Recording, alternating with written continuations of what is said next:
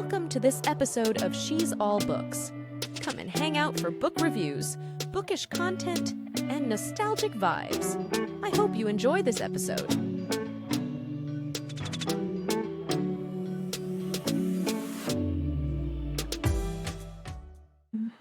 All right, welcome to this special episode of She's All Books. Here with me today is Jenn from Jenn's Book Reviews on Instagram. Jenn, thank you so much for joining me.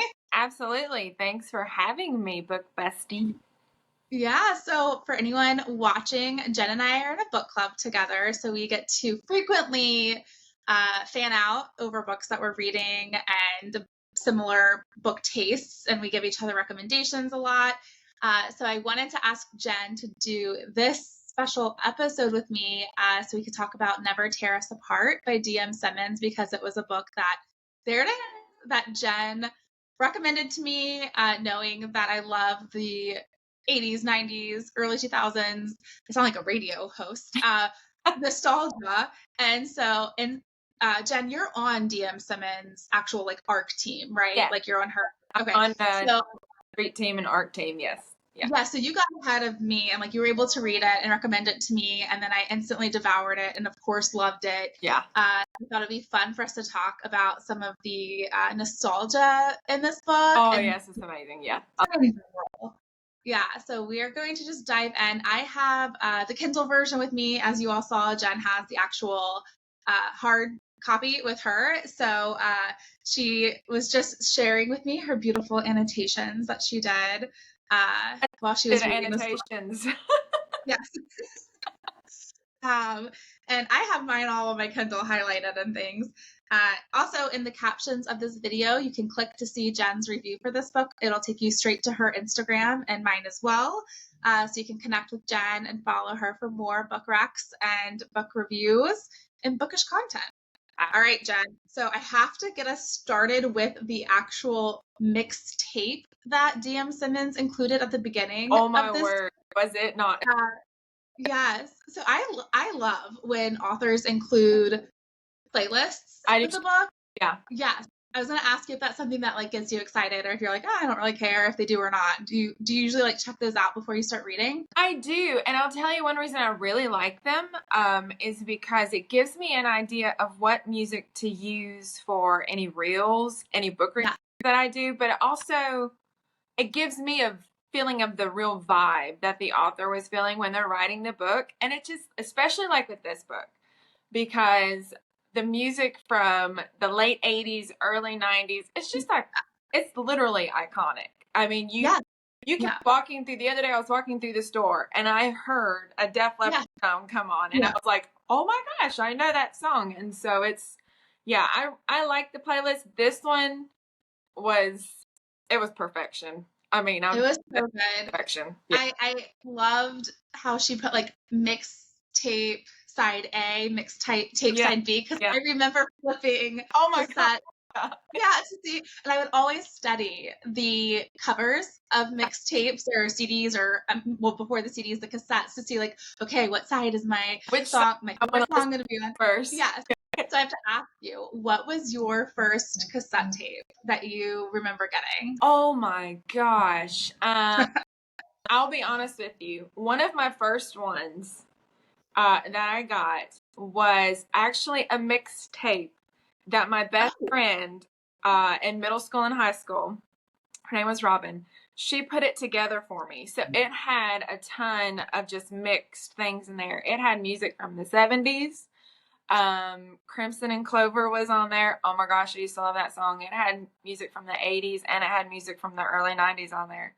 And so she somehow, I don't know what she did, it's been too long ago, but she created this mixtape for me with a side A and side B. And I'm telling you, I cannot tell you how many times I had to have a pencil handy to rewind it, because the plastic part would come out of the tape and you'd have to have a pencil to reload everything. And I wore that thing out. I mean, I'm pretty sure that it got stuck in the cassette player of my first vehicle because I wore it out. Yeah. My first cassette tape was the Mariah Carey "Always Be My Baby." I can't think of the name of that tape, like the actual like album name, but I know it's it has to "Always Be My Baby" song on it, and that was a song like I was obsessed with. I remember going to a talent show in elementary school, and the girl was singing "Always Be My Baby," and I was like, "Mom, I want that!" And so like that was my first cassette tape, Mariah Carey. That's awesome. Yeah. And then as far as making mixtapes go, I have very vivid memories of hanging out on our front porch, like in the summer. I remember it being really hot and having the radio on, and we had a tape player that had the recording option. Yes. Yeah. And I remember waiting for a favorite song to come on the radio, like any song I liked, and I would immediately hit record. Yeah. Like I think that was probably like pirating, right? Back then and not knowing it. Yeah. I remember that it was. No clue what I was doing and breaking the laws. I'm like in elementary school and middle school, and I would record, and then as soon as the song would end, I'd hit stop and I'd wait for another song. So I was like creating my own mixtape, but like through the radio. Yeah. And those are some of my favorite memories that people kids today, teenagers today, like have no idea. They'll see that tape, like, oh, that's like so retro, but it's like you have no idea the blood, sweat, and tears we would pour into these mixtapes. Yeah, and how long you would have to sit there and listen to music until one just jumped out at you, and or you recognized the first couple of notes that were coming on, and it was like, oh my god, I gotta hit that record button. Yeah, exactly. Now they can just hit the skip button. It's like you don't understand the effort that went into making a mixtape. I know, like a new album comes out, and all you have to do is go to iTunes or Spotify, and you can listen to it. I'm like, well, we had to like go to the actual like mall and go to the store and get the album and hope that they had them there, because like they would sell out, and then it would just be like this empty card that has like nothing there. Like, no. I know, there's no way of finding out until you actually like physically go. So it's so funny how things have changed with like music and evolved in these last few decades, because then we had like the CDs, and like now my car doesn't even have a CD player in it. Oh, I know. I'm just so weird. It went from cassette and CD, and then nothing.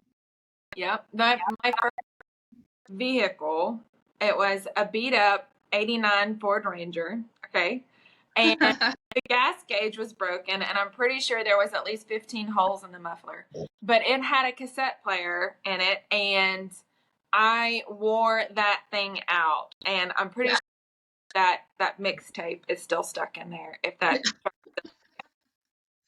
car, so my dog is wanting to be. You are just trying to become part of this conversation. He's not usually with me when I do these recordings, and this is why you want to have your moment of fame. So I really enjoyed that mixtape, and I too always check the playlist on books to like try to incorporate a song from that when I do my post. Yeah, this one made it really easy because I'm always scanning playlists. If like, is there any song on here from like the 90s or early 2000s that I can put? And usually I can find one or two in books, but this one was just like, oh, take your pick. Like, what's your vibe that I want to use? You know? So many. We had so many on there too, and they were just all perfect. I mean, every of them. She didn't go wrong with any of the songs. Oh no, so good. I really leaned towards, for some reason, like the Nirvana ones that were on there. I was like, oh, I haven't listened to Nirvana in so long, and then I started listening to it as I was making the edit, and then I have gravitated towards it for every post for this book. Yeah. So about the storyline. So we talk about the playlist. It's set in 1991. Yes. The main characters, the female is just graduating high school. She's 18. And then the male character is in college, I think wrapping up? No, in college. He's 2 years older than her. Yeah. Right. And it takes place in summer, and I just felt like I could feel the whole summer vibe. It's a great summer read because it's like you feel the heat because they're talking about how hot it is in Georgia in the summer, and you can feel like all of the settings that she really like put together and built for this book. But it does have some taboo in it, and so I was wondering, like, we talk a lot about books. We talk a lot about the crazy varieties of books we read. Are taboo books like books that you typically pick up, or are you like, I don't really care, it is what it is? Like, how do you feel about taboo? To be completely honest, it depends on the taboo. For me, like the step sibling, that doesn't, I'm good with that. Right. But then there's some that I'm just like, you know.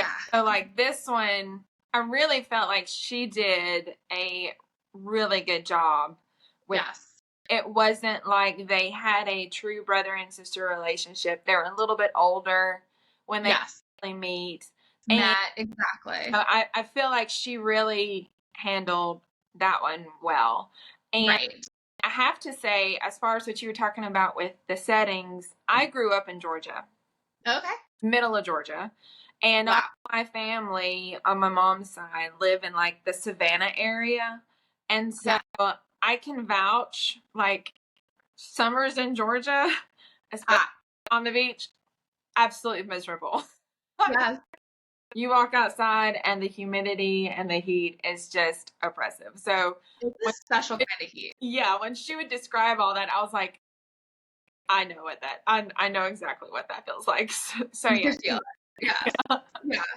I think it was so well done. I think that even so, if you're watching this and you're like, ooh, taboo, like this is not your dark romance taboo. There are mystery and suspense elements to this book that might, hit some light gray areas. I don't consider this a dark romance read. I consider it. Hey, you didn't read the book. You can't talk about it. I consider it to be like mystery, suspense pieces, more so at the end. And then the taboo piece is like it reminded me kind of like of a Clueless setup, right? So like they're teenagers, he's older and in college and she's in high school or whatever, and they're more just like not sibling. They don't have that brother sister relationship. They have a friend relationship really at that age. So I really liked that storyline and loved those characters. I thought that Cruz was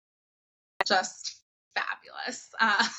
Absolutely, yeah. And I have to say, I really liked Ellery because usually in a second chance romance, it's not usually my favorite trope. And I think a lot of it is because sometimes the female character, who's the one that's usually hurt, is so angry that it's hard sometimes to get really into that character. But with Ellery, it was like she was not really driven by anger. She was more driven by hurt. And so I really liked Ellery's character.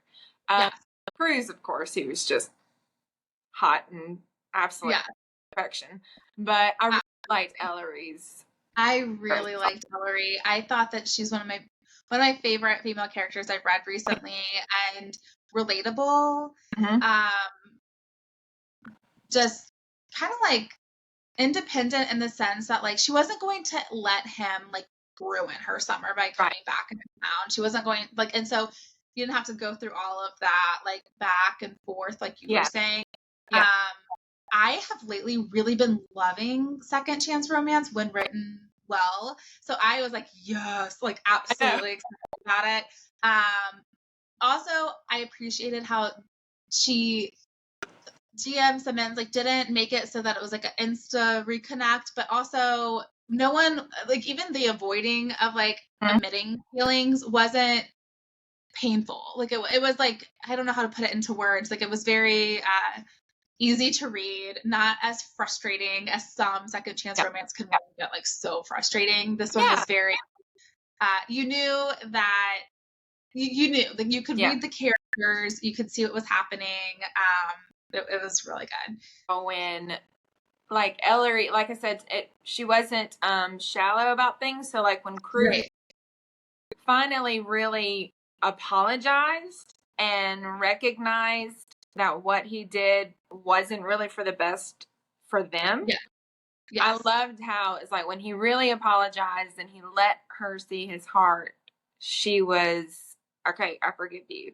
And it wasn't this whole long drawn out thing. She didn't make him grovel. She didn't make him do all this stuff. It was like he said a true heartfelt I'm sorry. And she was like, let's do it. And it was like hot dang.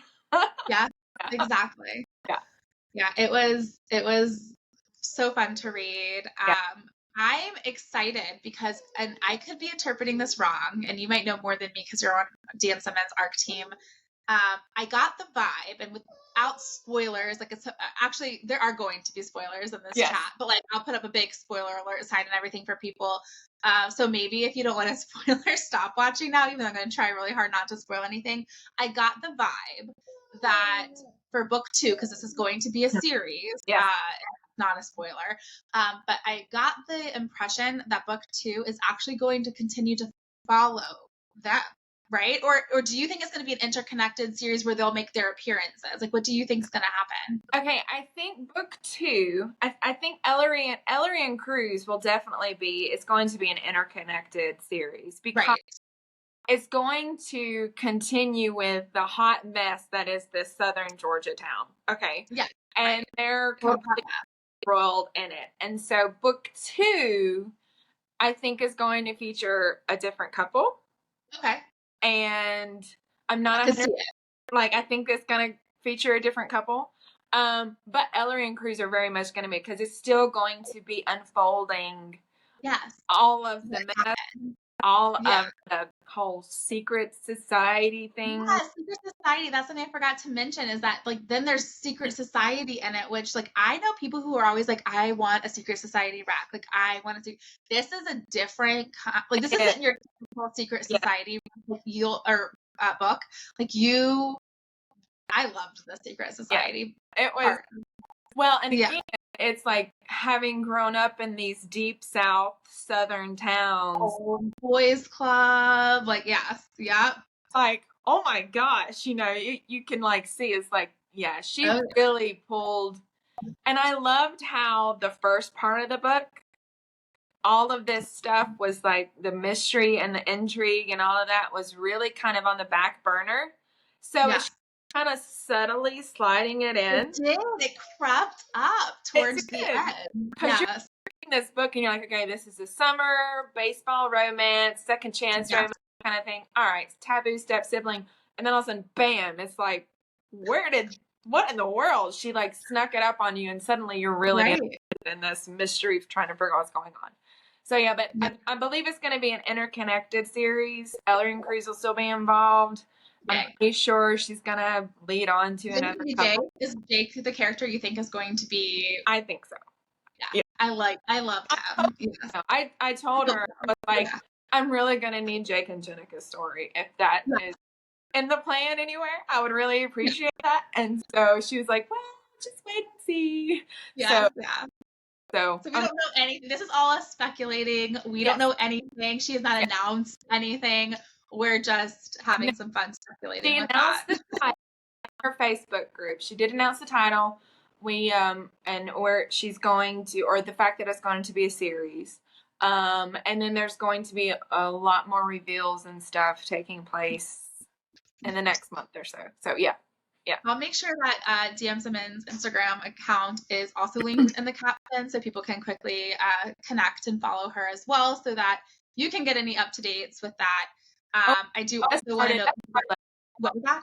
She just started up so the link in her bio, you can sign up for her newsletter, and she's going to send you all the juicy tidbits in the newsletter. Yes, I just signed up for it, like the day I think she sent the newsletter out, and then I signed up for it, and I didn't receive that one, but I'll be on it for the next. But I'll make sure to include all of that in here too. And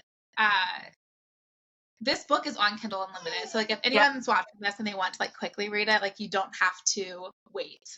You can actually get it pretty quickly. So I just thought the characters were so relatable.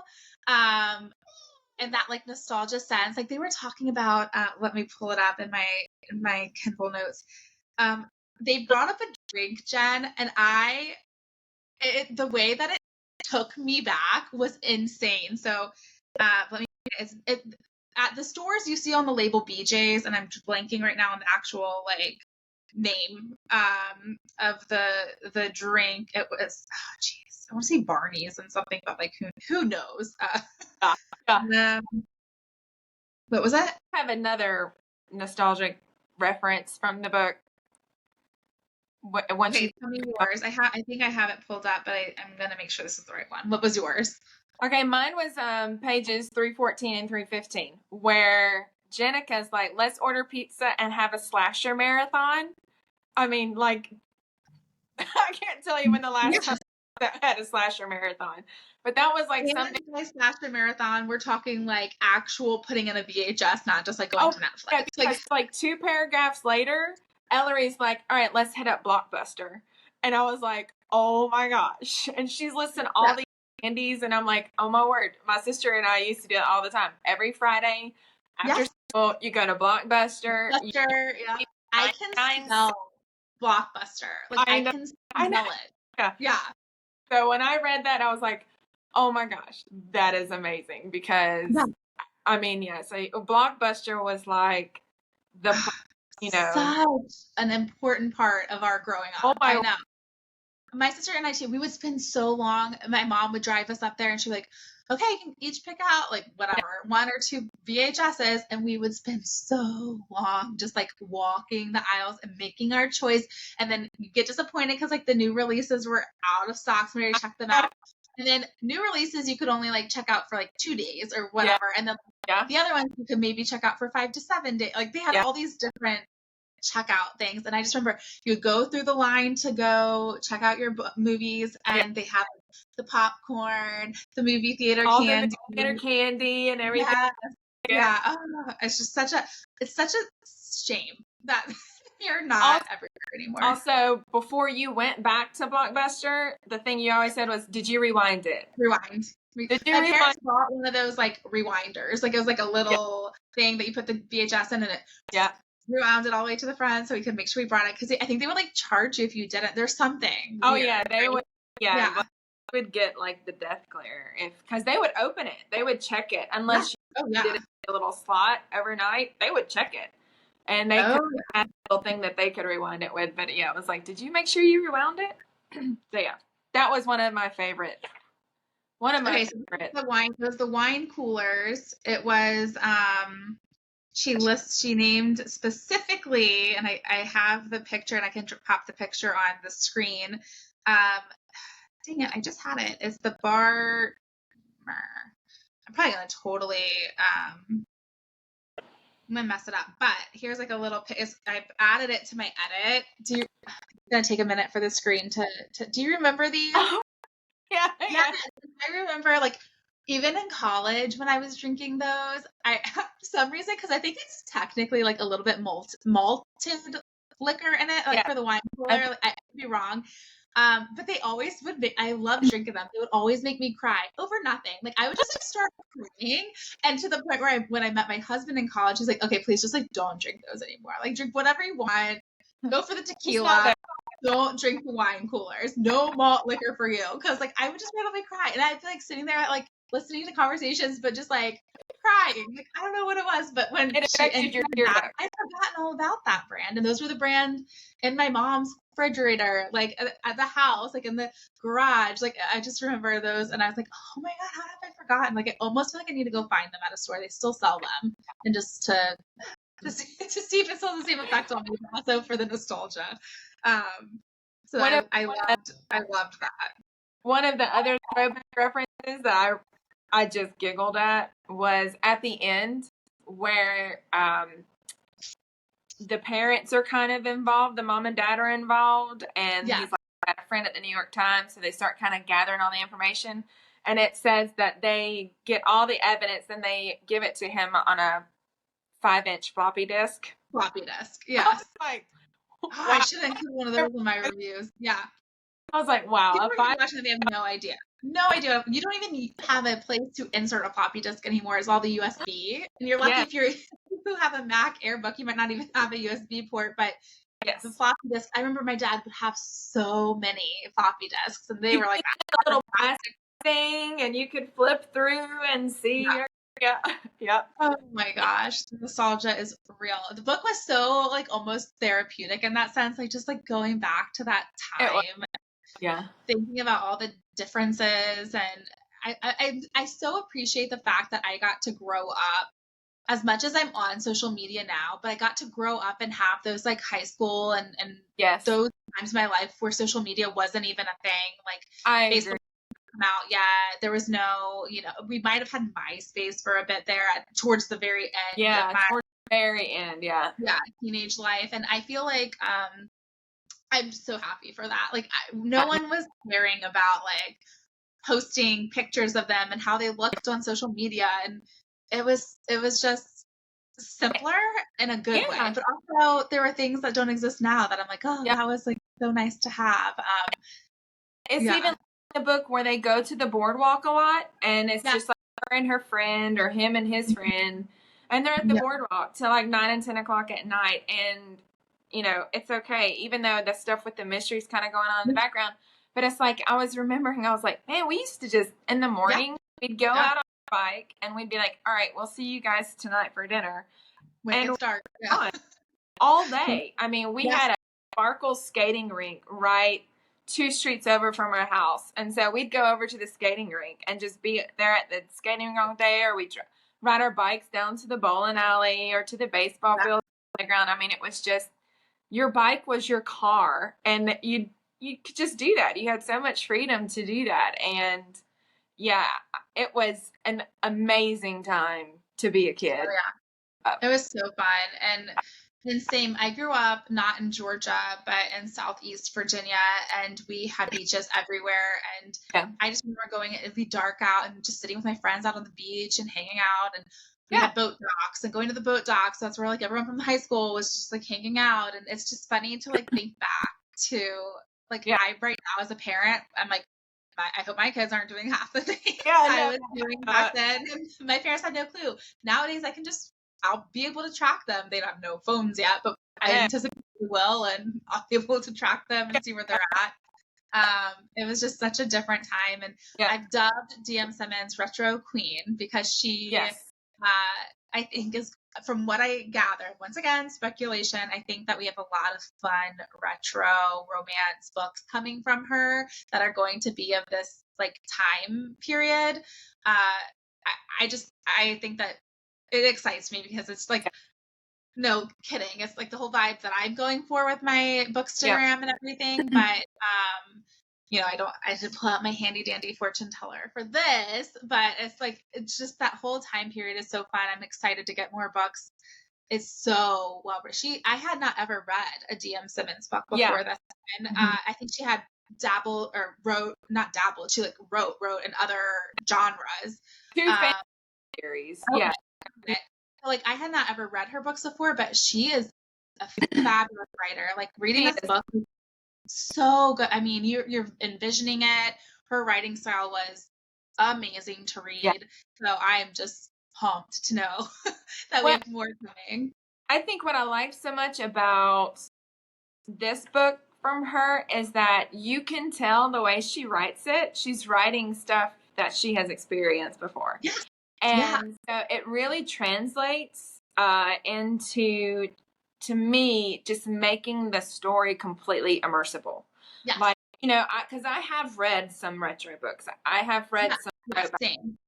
But I told her after I read it, like as soon as I finished reading it, I picked up my phone and I sent her a message on Instagram. And I was like, girl, what in the world? I'm like, I literally feel like I should go get some sun in and go sit on my porch. And you know, and I was like, that was amazing. I felt like I was back in the early 90s again. And it really does. It takes you right back there. Amazing job. An amazing job. She did so great. I'm so glad you told me about this book because I immediately added it. I would love it. As soon as I saw Second Chance Romance, it was set in the 90s. Yes. You're like, you'll love the nostalgia. I was like, done. Like, it's done. I was like, Jordan, you have got to read this book. And I knew you would love it. Yeah, I knew you would. It was so good. There's another book lately finding, like you said, a lot of books that at least have the now and then piece where like it'll go back to those times. And I guess I'm finding a lot of authors who are around the same age as me because when they're explaining then, I'm like, oh yes. But there's 2 books that hit me as hard as this one, and that was When We Were by Diana Elliott Graham, because majority of that book was like written when the characters were in college, and they happened to be in college at the exact same time I was in college. Like, dang, that like is hitting home memory wise. And then the Maestro, which is one of my favorite books, by Auden Dar, she writes it, and like it goes back and forth. Well, actually, that's a lie. It spans over a long time frame. Yeah. So it starts when the characters are like in high school, and then up into like their adult life, kids, and all Right. that. Yeah. So, but it starts like around, like it mentioned, September 11th, and they're living in New York City, and so you're going through like all of these like things that were and the characters are my age, so it's just fun to read those books and to really get that like therapeutic flashback. Yeah. I was telling you about that mystery series by Charles Franklin, The Ghost of Monero Springs. Yes. And I'll tell you, that one, like in the first couple chapters of the book, he hooked me with the nostalgia, because he's talking about how this little girl is in the back seat of this car, and the fake leather seats, the sun coming in, the fake leather seats, it's like to her and this crack and making her sweat. And I was like, oh my gosh, we used to have a car like that. And it was like, back skin of your thighs off when you sat in the summer. I remember like in the summer in shorts, I'd be like, no, like, because it would be so hot. You just literally just like sear your skin. Yes. Yeah. Yeah. So yeah, I love a book that, you know, can take me back and remind me of specific things from my childhood and growing up. And I just feel like Danielle she nailed it on this one. So I mean, with the boardwalk, the different rides, just the different music references. Like there's one, Cruz and Jake get in the car and he's pumped up to go punch Royce in the face, and he turns on Thunderstruck, and it's like, oh my gosh, that was just like, I mean, yeah, it was perfect. Yeah. It is so perfect. This weekend, I'm taking the kids down to like where I grew up and just visit family and stuff. And I'm like, I want to take you to this place and this place, all the places that like I went to when I was a kid. And like, you're going to live memories just like I had. It's just like, I'm stuck right now in that like time period. I hope it's not going to be like a major disappointment when we go to some of these places and like, dang, they're not the same as they used to be. But yeah, I told my husband, I want to take our little girl to Savannah, because like I said, all my family grew up there. So spring break, summer break, we spent a good majority of our time in Savannah, on Tybee Island, and then in downtown Savannah and stuff. So I told my husband, I was like, I really want to take Caitlin down there for a bit and kind of see all of that. Now that she's old enough to where she will enjoy it and it. And so I'm hoping to be able to do that in the next few months. Yes. Yeah, that would be so fun. I love Savannah. It was just such a fun read. I really enjoyed it. So the next book that comes out, we're gonna have to like buddy read it. If you get from being on her ARC team, I'm gonna have to beg and plead with her to let me on the ARC team, or at least let me have the ARC. So I can read it at the same time as you, because I'm gonna be having so much FOMO if you're reading it. Like, tell me everything. I'd already told her that I'm actually trying to look up on her page. I told her, I was like, I'm super ready for a book 2. I was like, I don't know when it's coming out. I don't know what you're doing with it. But, so she says on her thing that book 2 is coming out in July. And wait, as in like, it's almost June. Yes. July? So book 2 is coming out in July. And the whole series is going to be called Curveballs and Kisses. So I love it. I love that. Yeah. So I'm like super stoked about. No pressure to her. So excited. I know. Very excited for that. I'm excited. Yeah. So I have a feeling it's going to have the next couple in it, but Ellery and Cruz are going to be in it still, and the whole mystery is still going to be coming out. So yeah.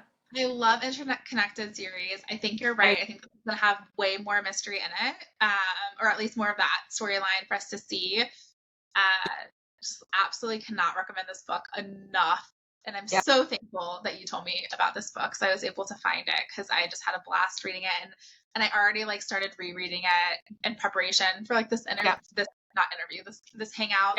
And it'll be a book that I probably revisit. I'm thinking like it would be really fun to read like at the beach when we go down to the beach in North Carolina this summer, because I'm like I would love to like read that at a beach. I was like, this one, we're getting ready to open our pool this weekend, and I was like, this is definitely going to be a poolside read. Yeah. This book is going to get worn out for sure. Well, I'm not worn out, but it's going to get well used. I've broken the binding. I was like, oh my gosh. Oh yeah. I mean, you can see it's like it's already broken. Well loved. Yeah, it is already. Yeah. Oh, well, thank you so much, Jen, for joining me. This was so fun. We'll have to do a lot more of these because we're reading a lot of the same books, and yes. Soon we'll have the whole book club on just to chat about a book together. We have a lot of fun.